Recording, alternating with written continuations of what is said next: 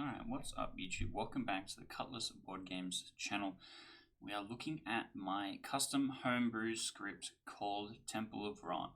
Now you may have seen this a few times. This is a thing that I've been working on quite a while now and been running it with my group regularly. And I keep kind of updating stuff based on their feedback, or play a game that will show something that didn't quite go according to plan, and then I'll come back and update it and kind of change things like that. So the last time we played, it went really well. I was really happy with how it played out, but there were some characters that didn't kind of achieve the goal of what that character is supposed to be doing. So I wanted to come and change some stuff. The other thing is that starting out, I only had like 6 custom characters, 6 homebrew characters, and I've now raised that count a little bit. I've now added a few new ones to raise that homebrew percentage, but also because our players have played with a bunch of these characters already, they're a bit more familiar. There's less to learn. You're not like picking up a whole 26 characters. You're kind of coming in. There's only like 3 or 4 new ones to learn. So I don't think it's going to be like that extra complicated. I don't mind adding a little bit of extra homebrew ones because of that.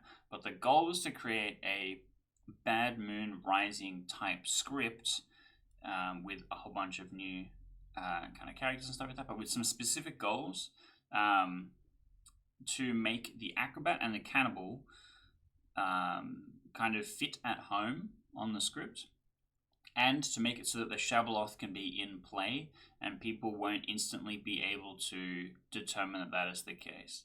The main problem with BMR is that of the other 3 demons, they're a lot harder to figure it out. And then with the Shabaloth, any regurgitation happens, people go, is it Professor? No? Cool, sick, that's the Shabaloth. And so we're going to run through all the characters and some of the reasons behind them and sort of how they should play and some strategy and stuff like that. But we're also going to be talking about trying to meet the goals of making it a Bad Moon Rising style script. Because last time we played, it went really well, and it did have that kind of vibe to it, but we've changed a bunch of stuff since then. For example, I've gotten rid of all of the characters that prevent executions, mostly because it creates a very slow game when we already have evil characters that add gameplay time to the game. So having both things can make it like really easily get really long. Like the last game I played was 2 hours, which is a lot and was like really exhausting, and some players had kind of checked out towards the end because it was a bit too much to track. So we're trying to change it up a little bit. I'm trying to speed it up. So first we have the Balloonist. There isn't that much outside a mod, actually. I don't think, we only have the Godfather, which is the +1, and the Vigor Mortis, which is the -1. So the Balloonist is a way to give us the ability to access outsiders if necessary. But it is also just helpful information kind of wise. I think actually before we get into Townsfolk, let's get into kind of the main thing that makes this script unique and Bad Moon Rising like, which if you're unfamiliar with, you haven't seen us play before, we have the Crypt Keeper and the Deadweight, and now newly the Coffin Knocker. But let's start with the Crypt Keeper. Players that die at night are told privately and register alive. If a dead player was executed today, choose someone to die tonight. So basically what will happen is the demon will select someone at night, that person is dead, I will go and wake them up with a private chat and say, you are dead. And then when it moves into the morning, everybody wakes up, no deaths are announced. And then the players go, oh, that was me, I died last night, or whatever. Which is really interesting. Now, Crypt Keeper is all players that die at night. Now, Deadweight is only players that the Deadweight kills. So if a gambler gambles themselves as the organ grinder, then they will be told privately that they've died. If it's a Crypt Keeper, they will be publicly revealed to have died if it's a Deadweight, for an example. And the Deadweight gets to kill 2 players if no one died during the day. Now, Coffin Knocker is the opposite. So Deadweight and Crypt Keeper prevent announcements for death, And the Coffin Knocker, which just kills players regularly like the Imp, but has the extra ability, evil players may be announced as dead falsely, which is sort of like the Zombull, where we said that they have died, but they will not register as dead. The difference between the Coffin Knocker and the Zombull is the Coffin Knocker can make the minions look dead, which I think is really interesting. I'm keen to see that in action. I think that's going to be very hard for the good team to solve, but we have some pretty powerful information characters to make up for it. And so we come back. We have the Chambermaid. Now, the Chambermaid is really interesting because it says each night choose 2 alive players. Not many townsfolk informational characters specify alive players like the Chambermaid does. Now, with the Deadweight and the Crypt Keeper, they make those characters register as alive, and we have jinxes to explain that for stuff like the Oracle and the Professor, that like we care about you being dead. But the Chambermaid is like, well, they're registering as alive. I'm going to pick them, and I'm going to find out if they're waking up, even if they're dead, which is really, really powerful and really interesting because you're going to learn if they wake up due to their ability when they are dead. And we'll come back to this in a little bit, but this is like a really cool way to check if players that are pretending to be dead are actually dead or not, which is kind of like the main thing. In the last game that we ran, we had a Vigor Mortis sitting next to their minion. The Vigor Mortis killed the minion at night and told them, don't tell anyone that you have died. Just act like you're alive, and I'm going to say that I have died instead. And that was the only death on that first night. They're the only person that claimed it, and they stayed dead throughout the entire game. And then people didn't pick up on it, which was really, really strong. Now, if a Chambermaid had to check them and go, you claim that you're dead, but you're still waking up, then that is a way to find the demon in that scenario. Then we have the Oracle. So each night asterisk, you learn how many dead players are evil. So this doesn't interact with Coffin Knocker. So the players that the Coffin Knocker have be dead falsely register as dead, and so the Oracle will check them. And players that are registering as alive but have been told privately that they have died to the Deadweight or the Crypt Keeper, the Oracle still sees all these players. So if anyone is really dead or acting dead, the Oracle will know, which is really powerful also. We then have the Gambler. The Gambler is just, the classic Bad Moon Rising get information character. I think it works really nicely on this script, especially because you can just claim to be dead anytime as any character, so it works kind of fine. And so the Gambler dying and that being told privately and then no one really knows for sure is a really interesting evil bluff, and I do quite like that.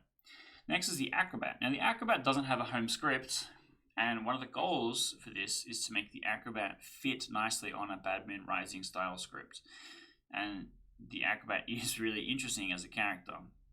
And originally we had the Leech on this script because that was a really good fit for the Acrobat as well, because it can detect Leech hosts, but it prevents an execution. So we got rid of the Leech. But yeah, the Acrobat detecting a drunk or poisoned player and then dying is really interesting because the cost is the Acrobat dies, but they get to detect a poisoned player, and there isn't very many sources of drunkening and poisoning, so when they do find it, it's really impactful. And as we go through the script, I'll point out which ones are relevant later. But yeah, I think the Acrobat is really cool. We have the Professor, because of course we need a resurrection thing to match for the Shabaloth. We have the Cannibal. When we played before, there was not that many good targets for the Cannibal, and it was a little clunky. Now we have a lot more information and interaction, so it's a little bit better, but it's kind of jank. And so that was one of the things that I wanted to kind of fix with this update, which is kind of interesting, I think. I think it will work a little bit better because there is a lot more information characters now, and if like a really important townsfolk, like the Chambermaid or the Oracle dies, then they're kind of looking at like one extra hit of that good information, kind of put it all together, which I think is kind of good. And then the next one is a really interesting one. The next one is the Mayor. In a Crypt Keeper or Deadweight world, you don't actually know when the final 3 is. You just never do. However, there is almost no poisoning from the evil team. It's really only the Vigor Mortis. If we have a quick look, it's really only the Vigor Mortis which can poison a townsfolk. So the mayor, I'm always going to make it bounce. The mayor is always going to survive to final 3. But they're just never going to know when the final 3 is to try and hold off on the execution, which is really interesting. You just kind of have to trust that the players that are claiming to be dead are dead, and like you really are actually out of final 3 or not, and then hold. But if you're not out of final 3, then there's a pretty good chance the demon kills just one person, and then you're back out of final 3 anyway, and you go for it again. But I'm really keen to see how this plays out. I think it'll be really interesting. Next we have the Herbalist. So this is, now we're going to start getting through some homebrew townsfolk. With the Herbalist, we have each night asterisk, a good player that died a previous night might be resurrected. This is a slight change. Before, it was a townsfolk might be resurrected, and it didn't specify when they had to have died, which was a little bit rough. We had a game where townsfolk was executed. They learned the Rat King. We'll get back to that later. And then was resurrected. So they had this gigantic confirmation chain, and then this is trying to dispel that a little bit. And the reason why it says previous night specifically, so the demon can't kill someone and then the Herbalist resurrects them immediately. Like, it has to be from a previous night, similar to the Shabaloth. And now it says good player. It doesn't necessarily specify townsfolk, but that's more just so that you have a little bit more freedom with it. It doesn't necessarily always have to be a townsfolk or not. And there isn't really that many outsiders that you're going to want to be reviving anyway. But having something that can revive more than once means that you could potentially fake a Shabaloth a lot easier, and an evil player claiming Herbalist in a Shabaloth game makes the Shabaloth a bit easier to fake. So I think that is like one of the main characters that helps us achieve our goal of the Shabaloth not being instantly detectable, which is one of the things that, like, one of my goals, and I think I think we got there. Next is the Rat King. This is one of my favorite characters, actually. Executed townsfolk players learn you are the Rat King. So if you are executing someone and it isn't good for the good team and it's bad, you're losing an information character, but you gain confirmation chain. You gain a person that knows who the Rat King is, and you can trust them. Because what will happen is the townsfolk gets executed, they die, they get woken up at the night, they learn this person is the Rat King, and the next day they come up to them and go, I learned that you were the Rat King, I'm a townsfolk. Now, no outsiders can do that, and no minions and no demons can do that, only townsfolk. So if the Rat King goes up to a person that was executed and goes, do you have something to tell me? You didn't come and tell me that you saw me as the Rat King. They go, oh, it's because I'm an outsider. That's a nice fallback for the evil player to potentially have. But I really like how the Rat King works. I think it's a lot of fun. Next is Ninth Life. So each night asterisk, while dead, learn one alive character. If the demon chooses you at night, you lose this ability and they choose again. So you have a lot going on here. And there's also a jinx with the cannibal, which we'll get back to. Each night asterisk, while dead, learn one alive character. This is sort of like the king, where the king survives up until a certain point and they start getting really helpful information. The Ninth Life kind of does the opposite. If the Ninth Life doesn't survive for very long, they start getting really good information, and the longer the better. But if they're way too obvious about it, and we can kind of see this with the damsel meta, where if the damsel is like really eager to get executed on the first day, they get damsel guessed. The Ninth Life is kind of the same, and the demon can pick them, and if they're wrong, they sink and miss one kill, but if they're right, they get to pick again and actually kill somebody. So it's opportunity cost is low for the demon to make an attempt at getting rid of a Ninth Life. And the Ninth Life will get pretty good information. I think it's a kind of a cool character where it's like specifically while dead you have to be doing stuff, but how you become dead is going to be difficult to prove to the evil team. It might just be that you have to talk to a couple of players that you trust. Hopefully they aren't evil, and then you help them frame you, get a lot of votes on you, and then you die. You go, God, I had such a good townsfolk ability. This sucks. Whatever. Screw you guys. And then you just are the 9th life for ages, getting really, really good info. So I think this has like really potential for a lot of cool play patterns, and I'm interested to see how that one works. Next, we have the Ledger Man. So I've had a couple of characters attempt to do this thing. One of them was from the Tarot scripts, where if you survived up until the second last night, you would learn all of the dead evil characters, and it just never activated. It was just way too hard. And we had like the Watt Safe Cracker, which is kind of the same thing, but had some protections put in. It still would never activate. It was way too hard. Now the Ledger Man lets you choose exactly how much information you're going to receive. And also you're learning dead characters. So you're going to not be affected by the Crypt Keeper. I should put a specific clash in there for that one. You're not going to be affected by the Crypt Keeper the dead weight. You're going to learn like the real dead players' characters. But you also learn a not in play character. So it's not all going to match up 1-to-1. If there's dead evil characters, I can potentially put their bluff into the mix, and then you have to solve which one of those people is that dead minion. But you will know that there is a dead minion, and you will know where it might be. You might have some ideas that help you narrow it down based on what players are trusted or not, especially with something like the Rat King working together with you. It can give you some pretty good information. But it has this push your luck mechanic where you're trying to hold the ability for as long as you can. When can I use it? When do I think I'm going to die? And then send it and like really help you solve the game. Next is the Moonshiner. So this one says, each night choose a player and learn their alignment. You are drunk on all odd-numbered days or even-numbered days. You don't know which. So starting on the first or the second day, you'll be drunk every other day. Which doesn't necessarily mean you'll get false information, but you might get unhelpful information. And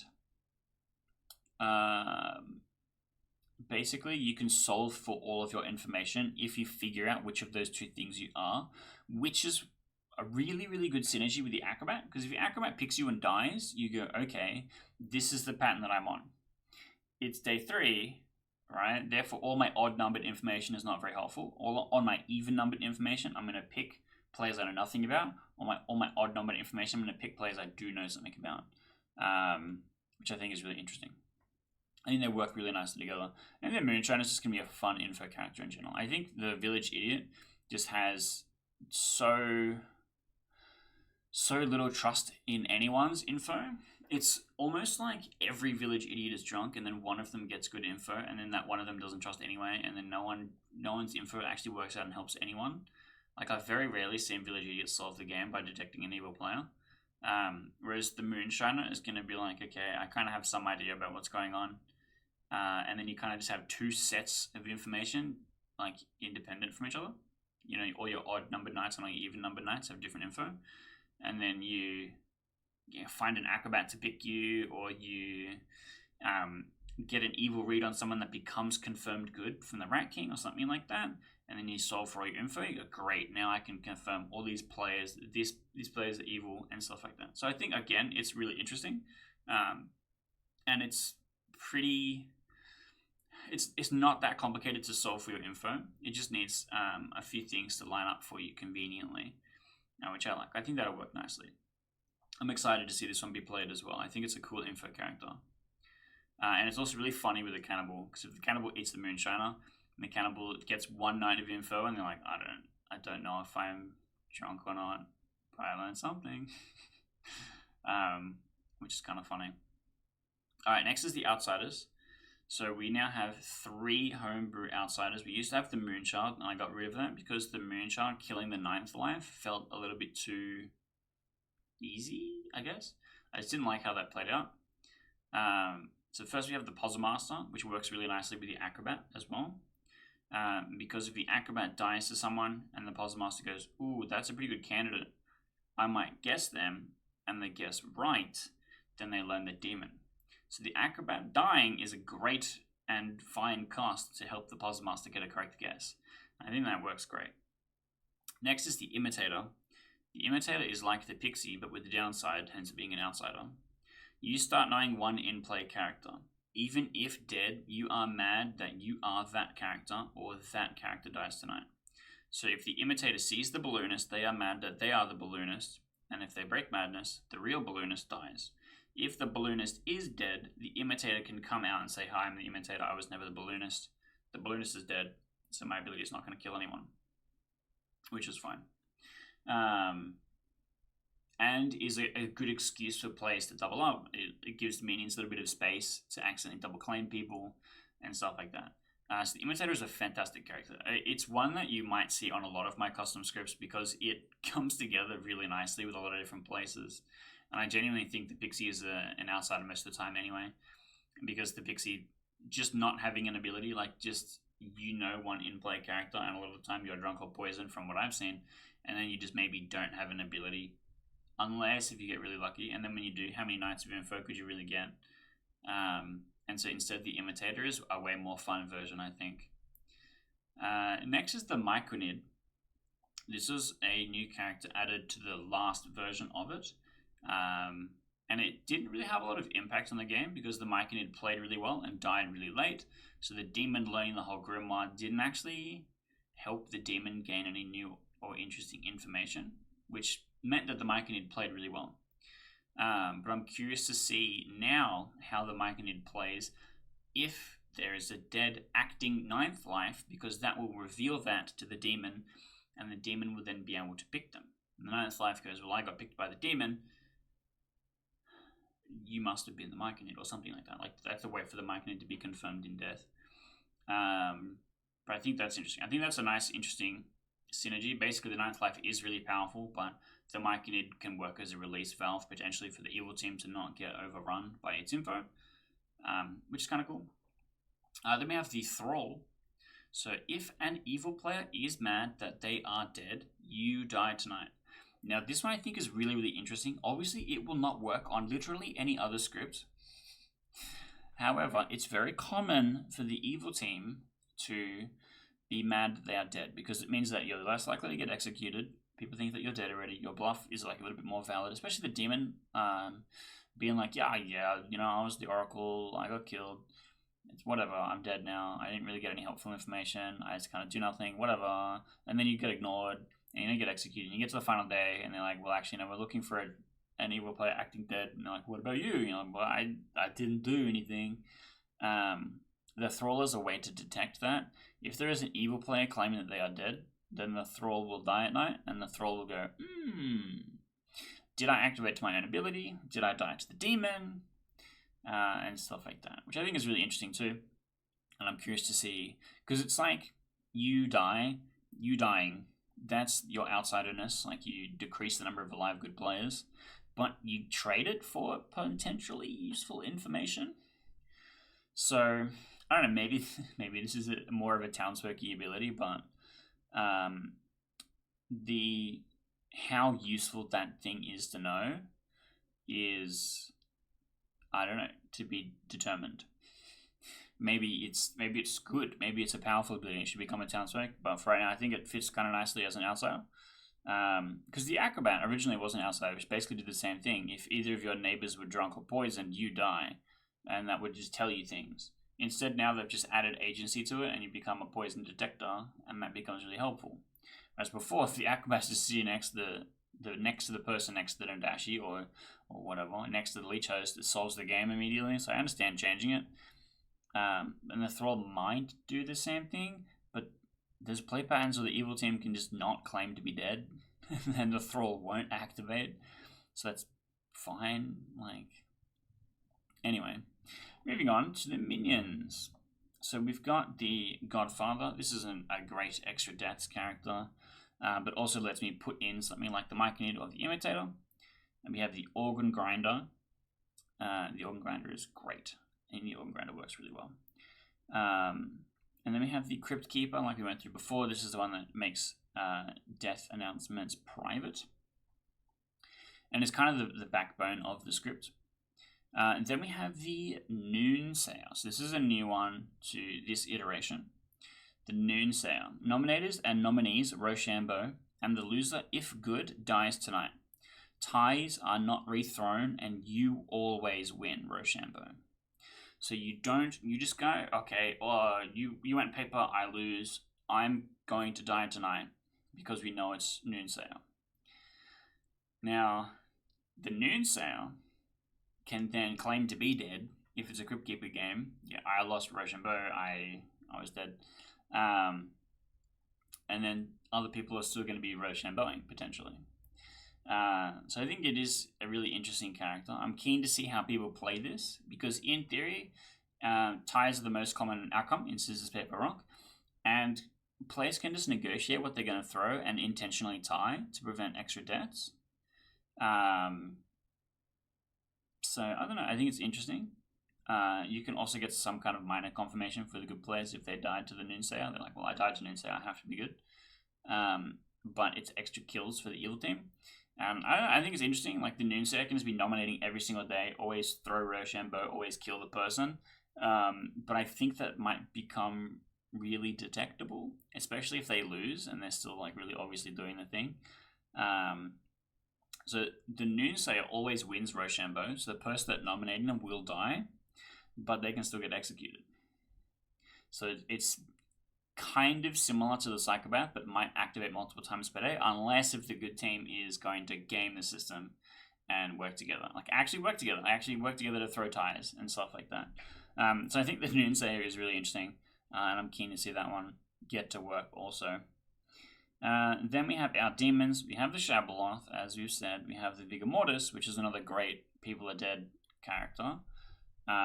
Like, the Vigor Mortis and the Coffin Knocker is similar, where you'll have evil minions that may just appear to be dead, and you just kind of ignore them. We have the Dead Weight, which we went through before, and the Coffin Knocker. So all the demons are just kind of about obscuring dead players and obscuring the evil team, but in a mechanical way rather than a poison and misinformation way as much. And then we have our jinxes. So one of the special things about this script is that we have jinxes both for explaining how the Registering Alive works, but also extra synergy jinxes, where things working together will be more powerful and scary. The first of which is the 9th life and the Cannibal. If the Cannibal gains the 9th life ability, they do not need to be dead to activate. Because I just think that would suck. So you just get one helpful piece of info. The Cannibal knows the 9th life is in play, and can potentially help hide them from the evil team, which I think is really helpful. Because if the Cannibal sees nothing, does nothing, doesn't die, and they're like, well, I don't know. So I think this is a bit better, and it gives the Cannibal more targets that are like actually helpful, which is one of the complaints we had before. The Cannibal wasn't accomplishing anything. We then have the Crypt Keeper and the Oracle, the Crypt Keeper and the Professor, and this will be changed to include the Ledger Man. I'll do that after this video. Where it ignores the players registering as dead. So the Oracle will see everyone that is truly dead. And it's the same for the Dead Weight. Then we have the Crypt Keeper and the Organ Grinder. Now, together, if the Organ Grinder and Crypt Keeper are in play, sober and alive, executees are told privately they have died. Now, this is an interesting trade, right? The evil team gets the executioners to be secret, but the Rat King can potentially put a valve on this, and any townsfolk that are executed whilst secret are confirming with the Rat King, which is really good, and I like how that works. However, it also tells the good team. That the Crypt Keeper and the Organ Grinder are in play. Or, if the Crypt Keeper and the Dead Weight are in play, sober and alive, executees are told privately they have died. So if there's no Crypt Keeper, executees will always be public. If there's no Organ Grinder, because you'll know, because your eyes are supposed to be closed during the vote, but the executee was told privately, then you go, oh, it might be Dead Weight and Crypt Keeper. Because the Dead Weight and the Crypt Keeper overlap a little bit, it makes sense to have, a little extra thing, so it's not a terrible choice to put them together, because you might just matter that they would never be in the bag together, which makes sense. And I kind of like it like this. It gives you extra scary things to figure out, but it also tells you what evil players are in play if that Jinx is active, which I think is really cool. It's, again, another trade. You receive information, but the good team loses players. That's kind of the core of the Badman Rising experience. You're trading lives for knowledge, and then you're trying to use that knowledge to execute the evil team. So this is Temple of Ra. I'm really excited to run it. I'm hopefully going to be running it tonight. And there's a lot to it. There's a lot, to explore and play around with. And I'm looking forward to it. I'm going to put a JSON down in the description so that you can take this home. You can play this at home as well. It's a little bit complicated to run. It's just a lot of things to track, but it's not actually all that much going on. Like, have a look at this night sheet. I need to fix the Moonshiner. He's in the wrong spot. That's what happens when I add new characters. He's in the correct spot on the other nights. Like, there isn't all that too much going on. I'll obviously tidy it up a little bit. But it's, I don't know, I think it'll be a lot of fun. I'm excited to see it. And look, if you are to, stick around on the channel. Hit that subscribe button, hit that like button, so you can see all the more cool Blood on the Clocktower content that we have coming up soon, including running this, but also we run a lot of other stuff as well. We've been doing all the Jin Cup scripts recently, doing a lot of other cool stuff. So, I don't know, stick around, nominate me, and vote for me.